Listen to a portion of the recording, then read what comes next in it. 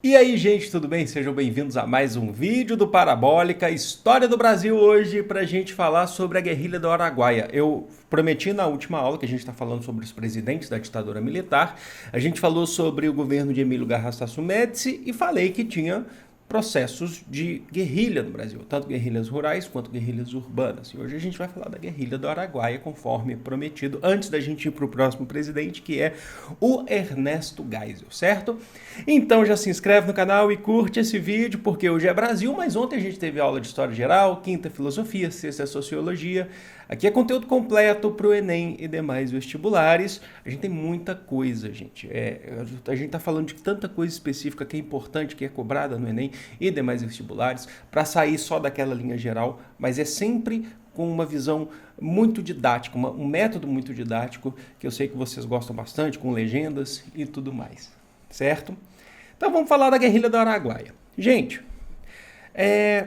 no Brasil, nós tivemos tanto guerrilhas urbanas quanto rurais. Na aula sobre o governo de Médici, eu já iniciei esse processo falando para vocês. Falei dos processos, principalmente ali das guerrilhas urbanas, grupos como VAR Palmares, ALN, Movimento Revolucionário 8 de Outubro, que é o MR8, que era em homenagem ao Che Guevara, né? Porque 8 de outubro foi a data em que o Che Guevara foi capturado na Bolívia. Ontem a gente teve aula sobre ditadura na Bolívia e a gente falou, inclusive, desse processo, ontem na aula de História Geral, tá? A Colina. Então nós tivemos várias organizações de luta armada na cidade, urbanas, que tinham como práticas a formação de aparelhos, que eu falei para vocês também, que seriam casas e apartamentos que são alugados de forma clandestina por militantes para poder refugiarem, para poder organizarem a luta armada. Você tinha todo um processo ali dentro desses aparelhos que era de promover, inclusive, sequestros a embaixadores estrangeiros, como foi o sequestro do embaixador americano, que era para pressionar o governo a libertar presos políticos, certo? Essas guerrilhas, de certa forma, estão conectadas. Mas hoje a gente vai falar da guerrilha rural, que foi a mais importante, né? Que é a guerrilha do Araguaia. A guerrilha do Araguaia é uma guerrilha rural localizada na região do Rio Araguaia, na região norte do Brasil, num local que a gente vai chamar aí de Bico do Papagaio. Essa região Bico do Papagaio é aquela ponta, o bico do estado de Tocantins, que na época era Goiás, né? Não existia o nome ainda, a gente não tinha a divisão entre Goiás e Tocantins. Na época era Goiás, a gente fala que Tocantins para poder facilitar para todo mundo. E ali é uma região de divisa entre Tocantins, né? Maranhão e Pará. Então a guerrilha vai se localizar ali naquela região, certo? E vai iniciar em 1967, então ela inicia até antes do AI-5, significa que era um grupo de pessoas que queriam iniciar um processo revolucionário no Brasil antes mesmo do grande ano da repressão da ditadura, que foi em 1968. Claro, existia repressão, muita, mas o ano maior da repressão, que iniciou a maior parte da repressão, foi em 68, que é a partir do ato institucional número 5, certo? E ela vai se estender, vai demorar, viu? Vai durar um bom tempo, vai até 1974. E como que era o processo de guerrilha e quem que foi para essa guerrilha? Você tinha membros das guerrilhas urbanas que colaboravam com essa guerrilha rural, mas ela principalmente ela foi feita por membros do PCdoB. Aí eu peço muita atenção para vocês nessa hora. PCdoB, Partido Comunista do Brasil, foi fundado em 1958, tá? De 58 a 62, por dissidentes do PCB. O PCB hoje é o partido brasileiro mais antigo em atividade no Brasil. O PCdoB são dissidentes do PCB que na época eram mais radicais.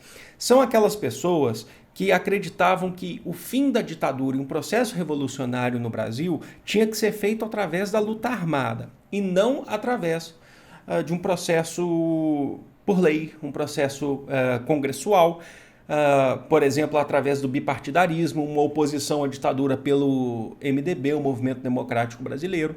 Então eram aqueles que acreditavam, que estavam empolgados na relação de uma luta armada, eram influenciados pela Revolução Cubana de 1959, mas atenção, principalmente pelo maoísmo. Atenção, gente. Maoísmo vem da estratégia e tática utilizada por Mao Tse-tung durante a Revolução Popular da China, certo? O que é isso? A estratégia do Mao Tse-tung era, primeiro, tomar água, que sem água a gente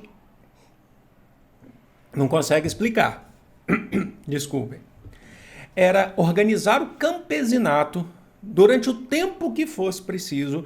A Revolução Chinesa demorou para acontecer, porque o Mao Tse-tung e outros líderes do Partido Comunista Chinês ficaram durante anos fazendo trabalho com o campesinato, com os camponeses, organizando a luta dos camponeses para depois tomar o poder chinês.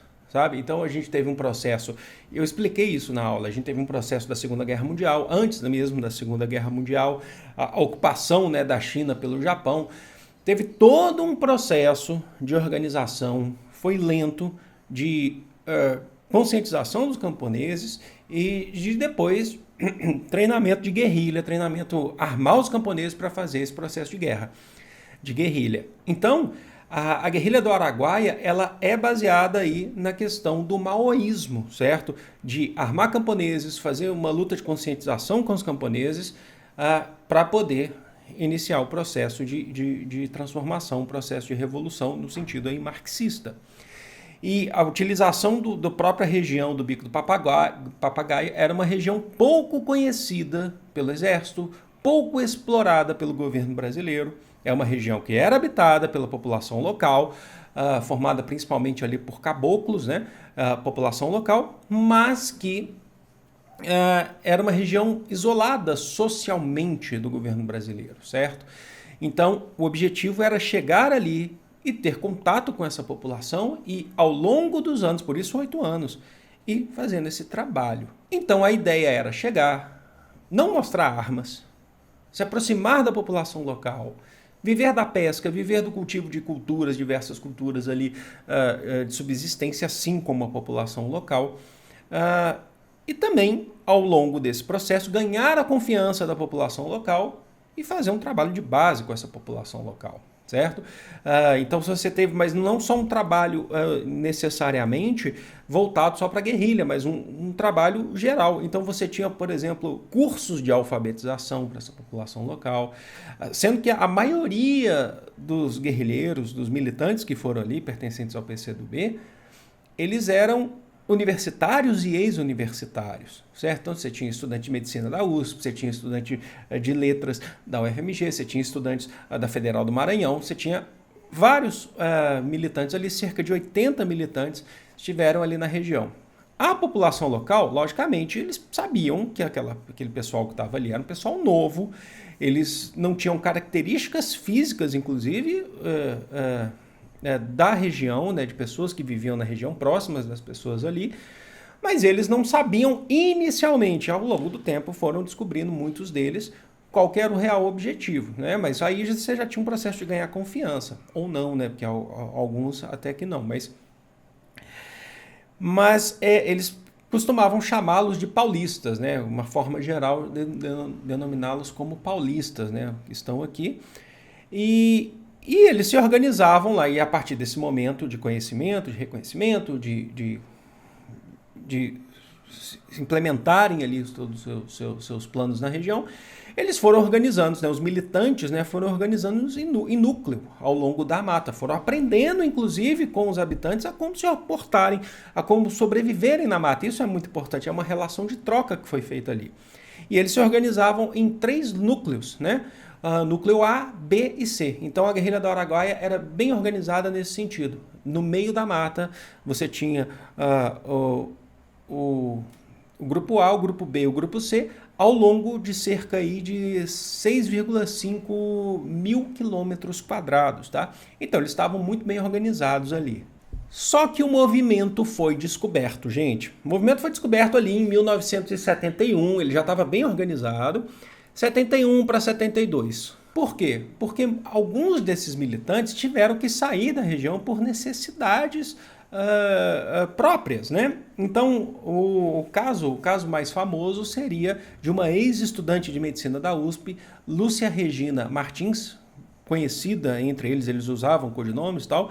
Ela era conhecida como apenas Regina entre os militantes, utilizavam o nome apenas de Regina entre a população local e os guerrilheiros. Ela estava grávida, teve processos de complicação na gravidez e foi levada para um hospital em Goiânia. Só que depois que ela sai do hospital em Goiânia, ela não volta para a guerrilha. Ela se torna uma dissidente aí da guerrilha e ela vai para São Paulo viver com a família, volta com a família, e a família muito preocupada, querendo saber onde que ela esteve, sabendo que, né, suspeitando que ela tinha essas atividades subversivas, ela acaba entregando todo o paradeiro, né, na questão da intimidade, todo o paradeiro. Existia, só para explicar uma coisa para vocês, existiam principalmente entre as guerrilhas urbanas, que aí eu falo numa outra aula para vocês, uma base de um manual de como se portar, por exemplo, num processo de tortura, para não entregar os seus companheiros, para não entregar todas a movimentação que estava sendo feita. Ali a gente estava falando, nesse caso, de uma dissidente que não queria retornar para a guerrilha. E ela entrega para a família e logo a CIA, que seria a Central de Inteligência do Exército, a partir desse momento, fica sabendo de toda a movimentação que estava acontecendo no Araguaia. Então, muitos aí vão relatar que a primeira, né, a grande culpada a entregar foi a Regina, né? Ok, sabendo disso, agora o Exército ele já tem as informações necessárias, básicas e necessárias para iniciar o processo de desmantelamento e repressão ao movimento que está acontecendo no Araguaia. Então a gente vai aí contar aí com 3 operações até o desmantelamento total, né? Na terceira a gente vai ter o desmantelamento total da guerrilha do Araguaia. A primeira é chamada de Operação Bico de Papagaio, ou Operação Papagaio, como vocês quiserem chamar, por conta do nome, de fato. Ela é uma operação mais direta e inicial, que o Exército chega, através de paraquedistas, chega na região, os paraquedistas do Exército chegam na região, em mata densa, e passam a investigar todo o processo, tentar dialogar com a população local, perguntar sobre o que estava acontecendo, inclusive oferecendo dinheiro, oferecendo pagamento para a população local se entregasse, e aí você tem um confronto direto, né? Você vai ter confrontos, o início de confrontos diretos de guerrilha entre exército e os guerrilheiros. Os guerrilheiros, eles não dispunham de tantas armas, né? Cada militante costumava utilizar um revólver, né, pessoal, e você tinha cerca ali de 20 metralhadoras ali como base para esses 80 guerrilheiros. E aí você tem as primeiras trocas de tiro nas matas, só que a Operação Papagaio ela não conseguiu desmantelar o movimento. Ela conseguiu dispersar, então ficar meio confuso entre os núcleos A, B e C, alguns grupos do A fugiram para o B, né? Todo um processo, porque a população local, ela é entrevistada muito tempo depois, né, em história oral, inclusive, para saber sobre o processo da guerrilha do Araguaia, a população local disse que o exército não era bem treinado para andar na mata, diferente dos guerrilheiros que viveram ali já por anos para poder aprender isso, inclusive, conheciam melhor a região. Então o exército dizia que o exército costumava utilizar estradas, procurar estradas para andar, então eles eram facilmente identificados pelos guerrilheiros, né? Eles não sabiam se portar na mata, não sabiam se alimentar. Já os guerrilheiros, eles já tiveram aprendizado, né, de que eles conseguiam se virar na mata, eles conseguiam se alimentar na mata, inclusive eles andavam com mantimentos, né, as provisões. Eles conseguiam se alimentar na base, inclusive, de sal e farinha na mata, o que fez com que eles não vencessem essa operação, dispersassem. Já foi um momento difícil para eles, porém eles não saíram derrotados. E aí o exército tem que trocar a sua estratégia. Em 1973 é colocada em prática a segunda operação. É uma segunda operação chamada de Operação Sucuri. A Operação Sucuri ela é especificamente uma operação da Central de Inteligência do Exército, a CEI. O objetivo principal da Operação Sucuri era conhecer melhor a região, ter contato com os moradores locais de uma forma mais próxima para poder conhecer melhor a região e também identificar melhor os militantes. E, logicamente, isso que eu falei, identificar quem são os envolvidos, né? Então, é a partir da Operação Sucuri, que é muito importante para o Exército nesse sentido, eles vão identificar melhor os militantes envolvidos para justamente saber como se portar, né, nessa situação, inclusive tendo contato com as próprias famílias, né? Você tem, dentro da Operação Sucuri, a partir do momento da identificação, você tem até investigação com as famílias desses militantes, inclusive sob pressão, né? Descobrindo quem eram os envolvidos na guerrilha do Araguaia. Deixa eu tomar água aqui. E como que eles vão fazer isso? São oficiais do Exército Brasileiro à paisana. Significa que eles estavam não vestidos como militares, que se portavam como proprietários de terras e poceiros proprietários que compravam terras na região e passaram a viver ali por alguns meses, contratando para trabalhar nas suas fazendas os moradores locais e reunindo o maior número possível de dados sobre o que estava acontecendo. Então, a Operação Sucuri é mais uma operação de investigação sobre esse processo. E, por fim, a última operação, a que desmantelou e reprimiu e acabou com a guerrilha, é a Operação Marajoara. A Operação Marajoara, então, ela é um acúmulo das primeiras experiências, das primeiras operações. A Operação Marajoara já é o efetivo militar, menor inclusive do que o que você teve na Operação Papagaio, só que munido de muito mais armas e mais conhecimento do que se tinha antes, certo? E na Operação Marajoara você tem relatos de prisões ocorridas aos moradores locais e tortura para recolher mais informações. Então agora eles não estão pisando em ovos, não estão tentando enganar a população local de certa forma, eles estão prendendo e torturando, prendendo ali mesmo, né? Diziam que eles abriam buracos na terra, né? E jogavam lá os prisioneiros, né? A população local e gradeavam depois esse buraco e torturavam as pessoas ali dentro para entregar os guerrilheiros. Então agora eles não estão oferecendo dinheiro, não estão contratando como uma fachada, eles estão torturando de vez. E essa operação, por conta desse conhecimento maior, por conta do armamento maior, a operação, os guerrilheiros eles já estavam bem desmantelados, né, ao longo do processo. Essa operação a Marajoara ela já vai ser a partir de outubro de 73, vai durar até 74, é onde você vai ter o fim definitivo. Sobraram alguns militantes que tiveram que fugir para a mata, mas sobreviveram por dias na mata sozinhos, mas logo depois foram descobertos pelos militares e foram fuzilados, foram mortos pelos militares. Ao todo aí mais ou menos ali 60 guerrilheiros, 60 militantes morreram durante esse processo ao longo dessas 3 operações. Papagaio, Sucuri e Marajoara. Mas aí você fala assim, então 20 sobreviveram.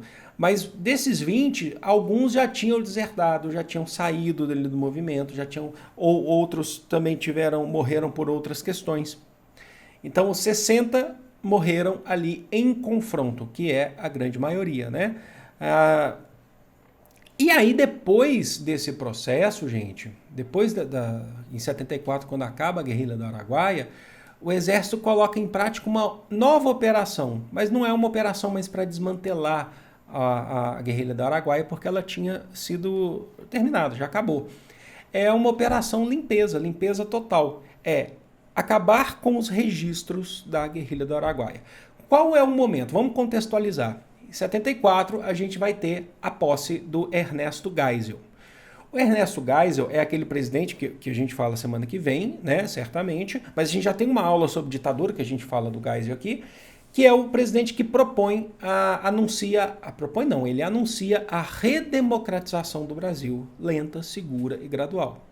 Ele vai redemocratizar o Brasil, mas não vai reconhecer os crimes cometidos pela ditadura. Vai fazer diversos acordos, inclusive acordo com Tancredo Neves, quando Tancredo Neves, antes de Tancredo vencer as eleições em 84, né? E quando o governo já era do Figueiredo, nem era mais do Geisel. Mas a gente vai falar muito disso ainda. Então, é preciso cobrir, né, os vestígios, os rastros dessa chacina, desse derramamento de sangue que aconteceu no Araguaia. Então, a Operação Limpeza é uma operação onde, a partir do governo Geisel aí, para a gente cobertar aí as mortes, eles passaram a recolher a ossada das pessoas que morreram ali, porque eles mesmos, os militares mesmos, tinham enterrado ali os militantes que morreram ali, né, que foram mortos ali durante a guerrilha. Eles passaram a recolher a ossada e, a partir disso, levaram por helicóptero ali numa serra chamada Serra das Andorinhas, que, por conta de levarem as ossadas ali, ela passou a ser conhecida, apelidada de Serra dos Martírios. E ali nessa região eles passaram a dar um fim nos resquícios dessas ossadas. Então você tem todo um processo de dissolver os ossos através de ácido, né? Entre outras coisas também, para poder acobertar todo esse processo. E essa prática ainda continuou a ser utilizada até durante a redemocratização. Se ainda tinha encontrado vestígios ali da guerrilha do Araguaia, ainda se encontra, na verdade ainda se pesquisa vestígios da guerrilha do Araguaia. Mas eles até 1985, redemocratização do Brasil, você tinha esse processo, que era um processo clandestino feito pelo Exército. Vale lembrar que você tinha um acordo entre Geisel e Tancredo no processo de redemocratização, que os militares não seriam punidos, eles seriam anistiados pelos crimes cometidos, isso vale até hoje pela lei brasileira, mas é preciso acobertá-los, evitar com que a população saiba dos crimes cometidos, certo? Agora, atualmente, né, nos últimos anos, a gente tem a presença e a atividade importante da Comissão Nacional da Verdade, que tenta esclarecer os crimes ocorridos durante a ditadura militar. Então, a Comissão Nacional da Verdade tenta, tem várias atividades, né, de abertura dos arquivos da ditadura, que são trancados a 7 chaves aí, por lei, né, para que os militares não sejam descobertos, né, os nomes, na verdade, descobertos não, todo mundo sabe, mas os nomes, né, específicos de quem praticou tortura, quem fez a morte, não só da guerrilha do Araguaia, mas da ditadura como um todo. Mas a Comissão Nacional da Verdade busca investigar. Então você tem equipes de arqueólogos que tentam investigar a região. Mas não, atenção, isso já caiu em um Enem, tá? Não no sentido de punir os militares envolvidos no que aconteceu. Aí começou a obra, sorte que foi no finalzinho aqui do vídeo. Mas no sentido de esclarecer os crimes praticados no Brasil. É uma questão de memória, tá? De esclarecimento da história do Brasil. Entenderam? Bom, espero que vocês tenham gostado, espero que vocês tenham entendido. Sobre a guerrilha do Araguaia. Na próxima aula a gente continua aí falando sobre ditadura, falando sobre o governo Geisel, entre outras coisas. Eu vou ficando por aqui, deixa aquela curtida, porque lembrando que vocês ajudam o canal a crescer. Amo vocês de coração, grande beijo, fui!